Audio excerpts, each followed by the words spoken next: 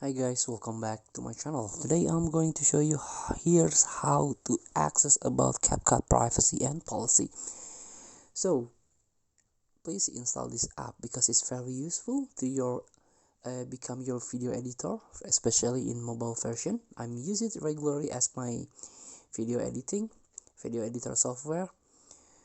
So but before you use this app or before you use any app, you have to read the privacy and your policy.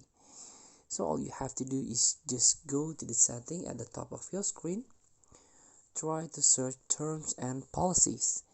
Here you can tap it and you can tap again privacy and policy.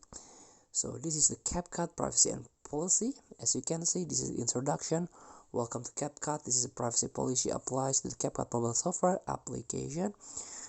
So the point is, this is how your information that collected by this CapCut and how your data is protected, how your privacy is protected by CapCut.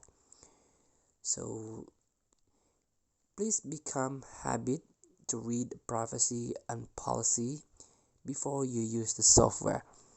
So thank you for watching. Don't forget to comment, like, and subscribe, and also click this button below. See you in the next video.